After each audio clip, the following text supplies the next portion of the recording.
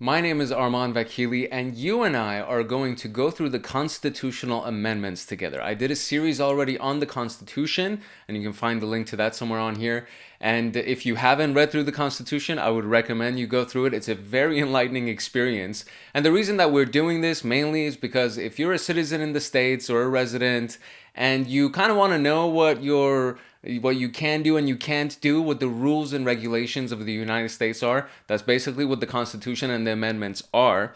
And the second reason, which in my opinion is the more important reason, is for us to know as a people, so for you and I to know as the people that we actually have the power. The power is to the people. And as we go through the amendments and you go through everything, you'll kind of come to that conclusion yourself as well. And the reason why this is important is because the media, mass media, wants to make us believe that the power is actually in the hands of a select few. And they demonize these people by, saying the rich people are bad or the government officials are bad, whatever side you're on doesn't really matter, right? They do these things because they want our eyeballs, because it's very fun for us to watch these kinds of things and we get distracted. And through the process, we also forget that we actually have the power. It's not these people that have the power. These people are at our service, right? The reason why a government official is there is to help decide what's best for the people, ideally. And it's like business people become successful and wealthy because they are of service to the people. And so for us to understand that the power is with us is very, very important. And then it begs the question, okay, well, what is my power, right? Like, what are my rights? What can I do? And that is why we're going into the amendments together. So, okay, trucking along, we are going into the Third Amendment of the U.S. Constitution. The Third Amendment, the quartering of soldiers. No soldier shall in time of peace be quartered in any house without the consent of the owner, nor in time of war, but in a manner be prescribed by law.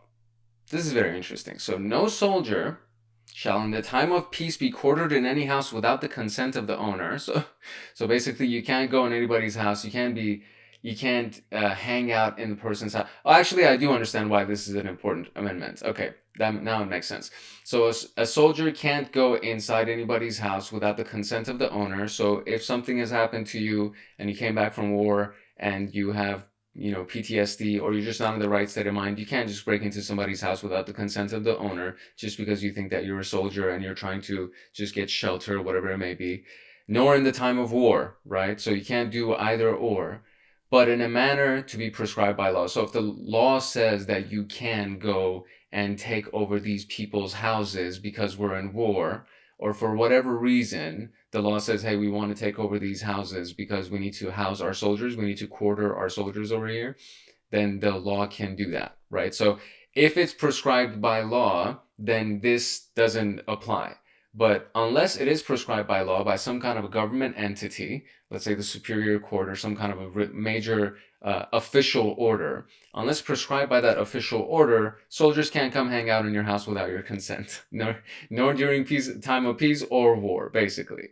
But that last part is where the loophole is, right? But in a manner to be prescribed by law. So technically in this situation, if they do decide to put in the order, they can, and they can essentially take over anybody's place. So there is something about this that I read somewhere, that there is a certain type of deed that you can get for your property that makes it a very official that they can't even do these types of things.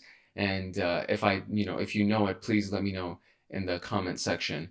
But yeah, this one's a pretty simple one, short, sweet, straight to the point. I don't have too much comments on this, but if you guys again have anything on this, please let me know. Okay, so because I didn't have much of a personal interpretation for this, I just wanted to make sure that the interpretation that's provided maybe can fill in some gaps for us. So by Gordon S. Wood, the university professor, can we zoom in here?